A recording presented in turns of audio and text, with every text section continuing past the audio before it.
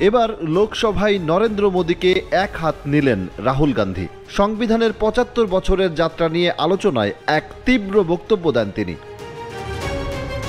প্রধানমন্ত্রী নরেন্দ্র মোদী এবং বিজেপির বিরুদ্ধে একাধিক অভিযোগ তুলে বলেন, আপনি যেখানেই যান সেখানেই ধর্মে ধর্মে লড়াই লাগিয়ে দেন।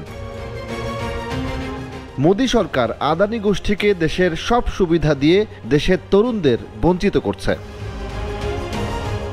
দেশের তরুণেরা লেখাপড়া করেও বঞ্চিত হচ্ছে উল্লেখ করে রাহুল গান্ধী বলেন, একলব্যের আঙুল কেটে নেওয়ার মতোই মোদী সরকার দেশের যুবকদের অধিকার হরণ করছে। আদানির হাতে সম্পদ তুলে দিয়ে দেশবাসীকে ক্ষতিগ্রস্ত করেছে। চাকরির জন্য প্রস্তুতি নেওয়া তরুণদের সমস্যা তুলে ধরেও তিনি মোদী সরকারের সমালোচনা করেন। রাহুল গান্ধী তার বক্তৃতায় বিজেপি সরকারের ধর্মীয় বৈষম্য এবং সাম্প্রদায়িক উত্তেজনা সৃষ্টির বিরুদ্ধে সুর চড়ান। তিনি হাথরাসের দলিত তরুণীর ধর্ষণ, মন্দির মসজিদ বিতর্কের উদাহরণ দিয়ে বলেন, সংবিধান ধর্ম, জাতি, লিঙ্গ, জন্মস্থানের ভিত্তিতে বৈষম্যে বাধা দেয়। আপনারা বিদ্বেষ ছড়ান, সাম্প্রদায়িক উস্কানি দেন। রাহুল প্রশ্ন করেন, সংবিধানে এসব কথা কোথায় লেখা আছে? এছাড়া রাহুল গান্ধী বিজেপির সঙ্গে বিনায়ক দামোদর সাভারকরের নামও জড়িয়ে সমালোচনা করেন। তিনি সাভারকরের উদ্ধৃতি দিয়ে প্রশ্ন তোলেন, আপনারা যদি সংবিধানকে সম্মান করেন তবে সাভারকরের অপমান করছেন কেন? রাহুলের এই বক্তৃতার পর প্রিয়াঙ্কা গান্ধী নিজে বলেন, রাহুল যে অভিযোগ করেছেন আদানি গোষ্ঠীকে সুবিধা দিয়ে তরুণদের বঞ্চিত করা তা একদম সঠিক। তবে তিনি এটাও প্রশ্ন তোলেন, আমার বক্তৃতা থেকে আদানি শব্দ মুছে দেওয়া হয়েছে কেন?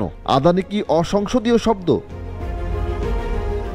রাহুল গান্ধীর এই বক্তৃতার পরে স্বাভাবিকভাবেই তার সঙ্গে শুক্রবার সংবিধান নিয়ে প্রিয়াঙ্কা গান্ধীর প্রথম বক্তৃতার তুলনা শুরু হয়েছে। দলমত নির্বিশেষে অধিকাংশ সাংসদেরই মত, প্রিয়াঙ্কা প্রথম বক্তৃতাতেই ঠান্ডা মাথায় ধীরে সুস্থে সময় নিয়ে সব বিষয় তুলে ধরেছেন। বিজেপিকে নিশানা করলেও পাল্টা আক্রমণের সুযোগ দেননি। দাদা রাহুলের বক্তৃতার পর প্রিয়াঙ্কা নিজে অবশ্য বলেছেন, আদানি গোষ্ঠীকে সুবিধা দিতে গিয়ে তরুণদের বঞ্চিত করা নিয়ে রাহুল যা বলেছেন একদম ঠিক। এদিকে আদানির মতোই রাহুল আজ ফের বিনায়ক দামোদর সাভারকরকে নিশানা করায় বিজেপি শিবির উত্তেজিত হয়েছে। সংবিধান নিয়ে বিজেপিকে নিশানা করতে গিয়ে আজ সাভারকরের নাম না করে তাকে নরেন্দ্র মোদীর সুপ্রিম লিডার হিসেবে কটাক্ষও করেছেন রাহুল, যা নিয়ে এখন চরম উত্তেজনা ভারতের রাজনীতিতে।